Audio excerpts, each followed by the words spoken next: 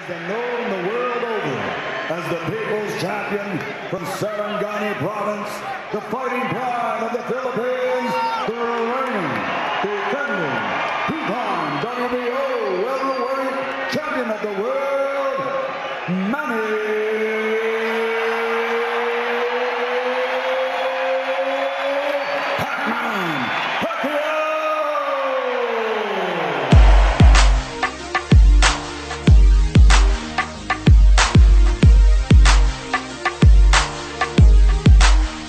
para sa lahat ng mga Pilipino, piliing mabuti ang iboboto nyo, hindi kung sino-sino. Emmanuel Pacquiao, kabutihay pinamala, siya ang dahilan kung ba't nakilala ang Pilipinas.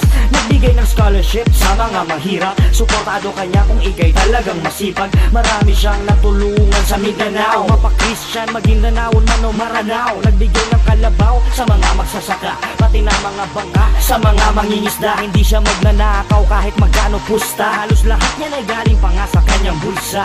Kaya wag na tayong magpauto o magpaka-ignorante, dahil ang importante tayong mga botante ay makapili na ng tapat at totoo, yung makabayan, makadiyos at maka-Pilipino. Samahan niyo ko, halina at sumama na patungo pagbabago. ating iboto. Emmanuel Pacquiao para sa Senado. Samahan niyo ko, Manny Pacquiao na tayo, magtiwala ka. Di kanya mababayaan, tayo ay aalalayan sa daan. Sa daliri mo ng kasalalayang sinta, nang pagbabago mo sayangin pa.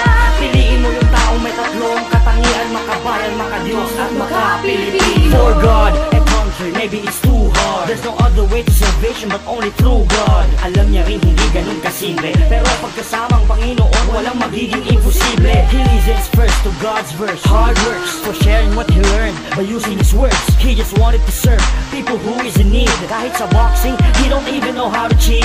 Tutulungan niya ang lahat na taong hikahos. Bakit siya mangungurakot? Eh may takot siya sa Diyos. Di niya yan makakayanan magnakaw ng kaban ng bayan, lalo pat sa kanyang kababayan. Kaya wag na tayong magpauto o magpaka-ignorante, dahil ang importante tayong mga botante ay makapili na ng tapat at totoo, yung makabayan, makadiyos at maka-Pilipino.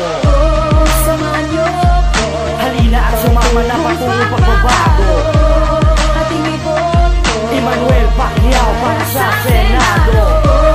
Samahan niyo ko, Manny Pacquiao na tayo, magtiwala ka.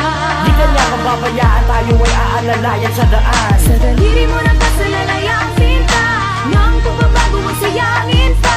Piliin mo yung taong may tatlong katangian, makabayan, makadiyos at maka-Pilipino. Mga diktador siya ay pinapaligiran, nakangiti pa rin kahit binabati ko siya ng karamihan.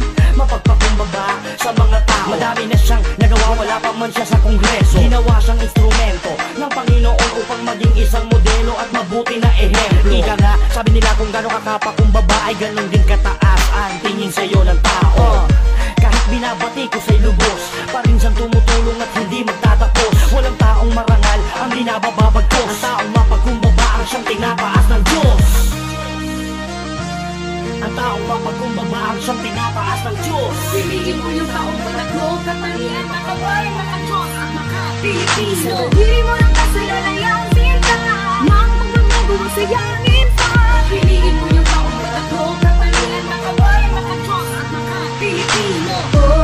Samahan niyo ko, Halina at sumama na patungo pagbabago.